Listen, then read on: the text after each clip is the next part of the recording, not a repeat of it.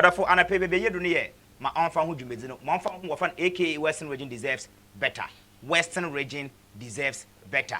Western region deserves better. Catch will be down some catch by the watch up them na what suffers in the showing na catch and young kunim na catch and there. Western region deserves better. Abenazin say academ no. Western region is the heartbeat of the country. Western region has all the resources the country uses to yakanene to humbu from pamanka. Western region will be there omano sabio what the ones to that when you be na way what's a ball mano golda there will be cocoa there will be bauxite there will be sander there will be salter oh bibiala there will be.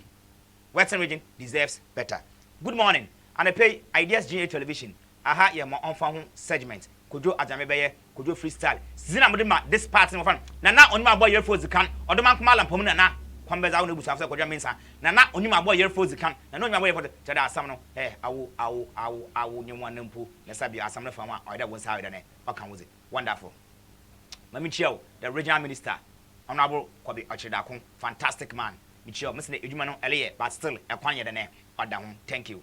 Manfa injega semfama the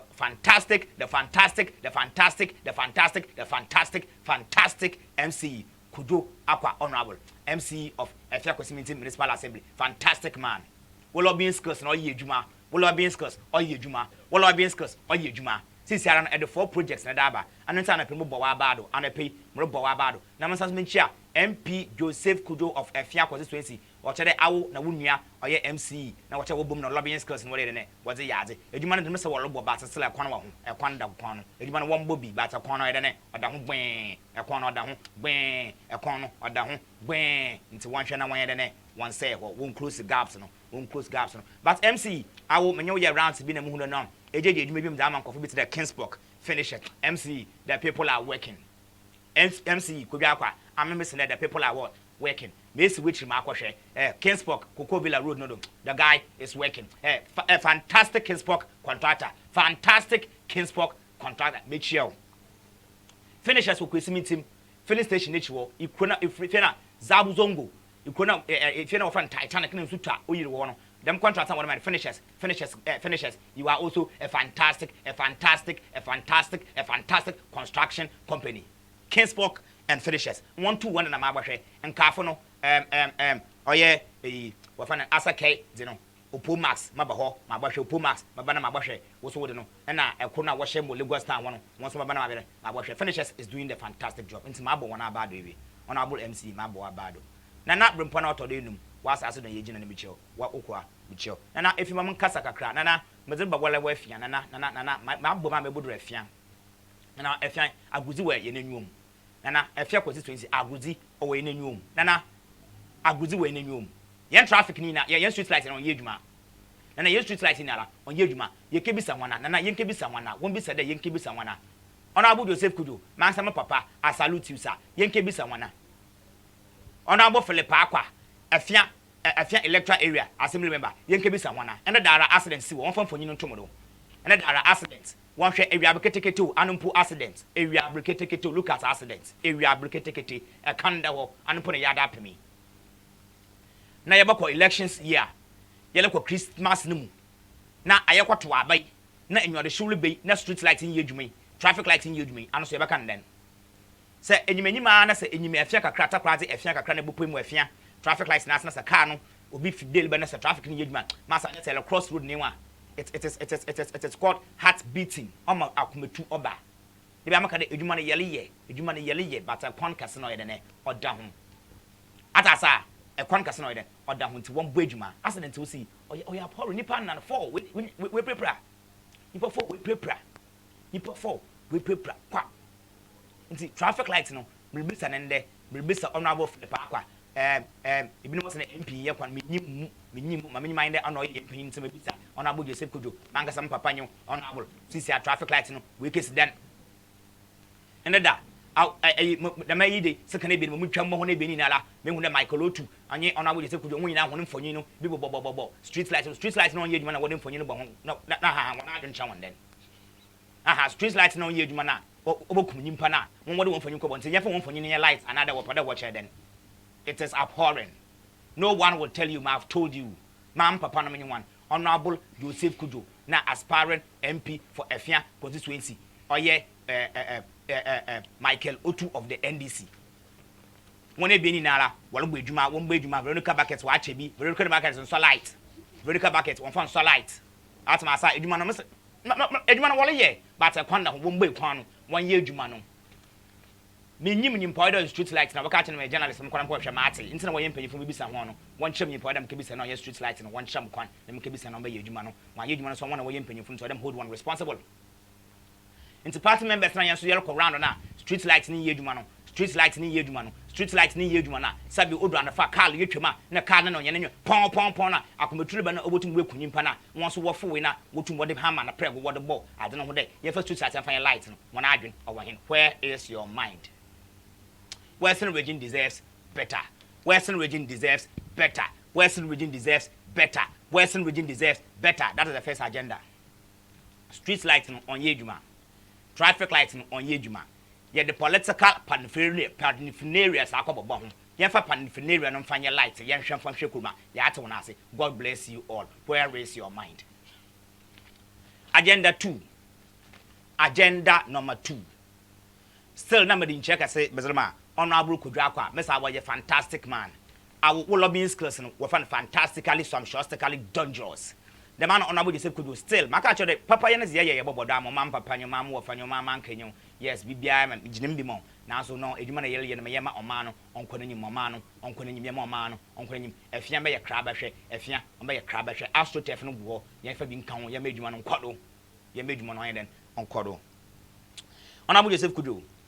Sisi ano meche woni we ya na mezrema man panyin mezrema Ghana hina mezrema bia no bia rata se de hwe adwomban nyansa enwa se criminal awonyansa doso dodo a wonyansa doso dodo a ema ponchi achi which can abhorrent behavior sunyi Nana Danko Akufo-Addo is the president of Ghana. I salute you, sir. Papa no se ne teachers na eye wo JSS no students wo JSS wo ko BC no omon hot meal a day hot meal a day hot meal a day ba papa hot meal a day no oya papa panyin o ya akomapa sabi eye wo fie mpo na wo papa kada obama odi bana obe chop no da ma o maame odo ma o maame tumi chop money no odo ma wonya besa ba mo do edi bana wo fie mo ene wo dis papa no ye caterer Nana Danko Akufo-Addo is not a caterer, he's not a matron. Nana Danko Akufo-Addo eyanam region ma ka che one Ghana for woman started when we are talking we have to direct the problems to the people who deserve the problem. On the papa no otina so one the problem you come on. Even though I know yet because I know shas or say your shas finito but papa no one shade the papa no only be. Why you be? Also man hot meal. Yambo bo. Na che yenya ho zena fa den ye fa yedwuma. But yenya ho ne fa yedwuma.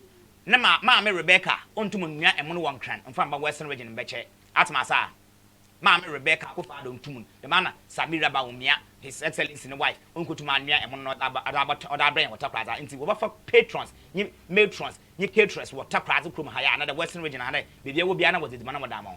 But I would damn me ask no Boduku, who do Kunaka Kraka, who do Kunaka Kraka, why they him back with if he seconded China, who do Kunaka Kraka matter the Sasudam and Anglican, I saw them and I said, praise the Lord, hallelujah, to one sa Biara. Praise the Vanjanian, what for you tomorrow. She's been ginger even warrior. She's been ginger and been warrior. What a come up from Mano. She's been ginger and been warrior. What's a come up from Mano. You say I should not say that. Mamma Kadamasamia. She has been ginger and be why your daughter come will be nearby.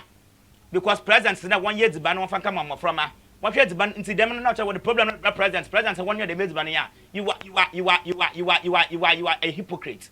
You are a devil in a disguise. A yanyan.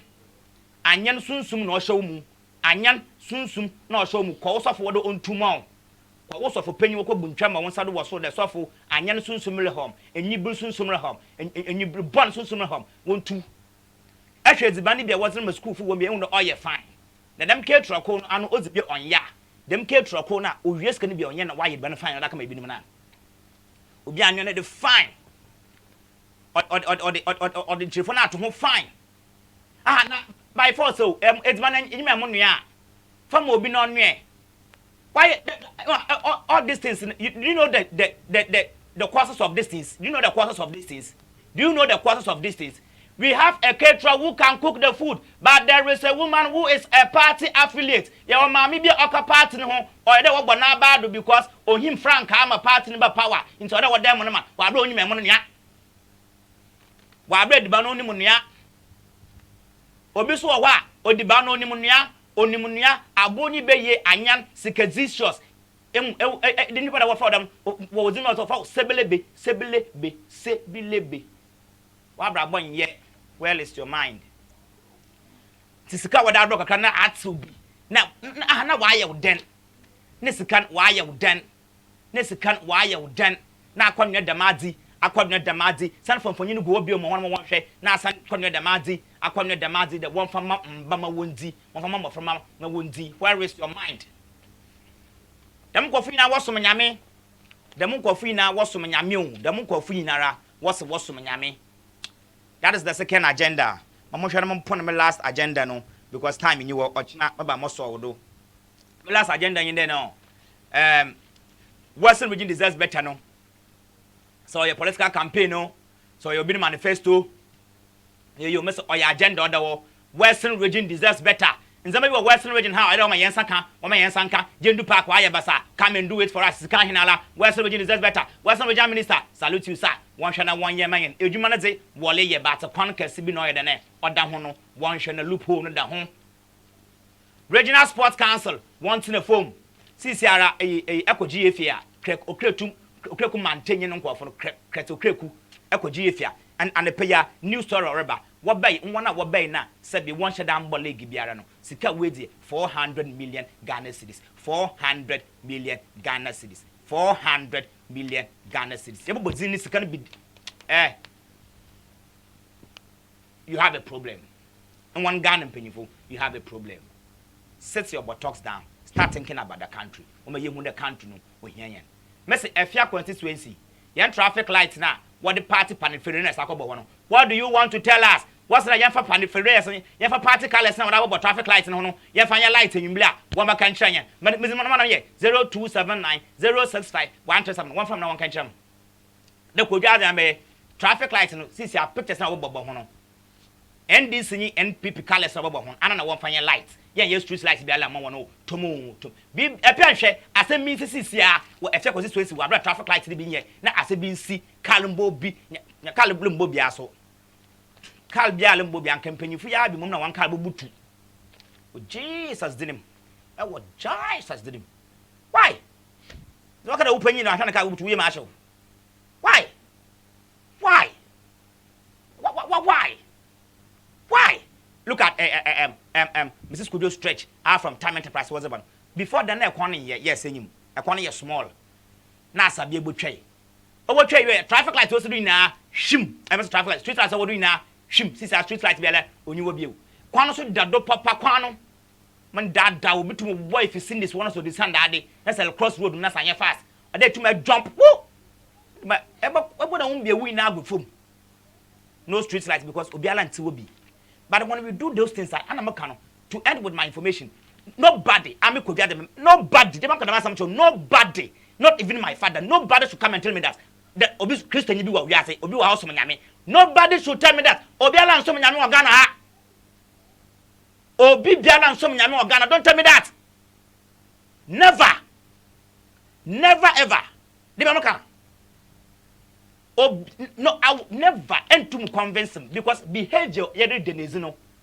Yen na ye fi aso dem, yen na ye fi mosque na ye pray. Into obi anyo oso nyame okrom ha. Simple as ABC. Western region deserves better. One ka yen CNC ni man.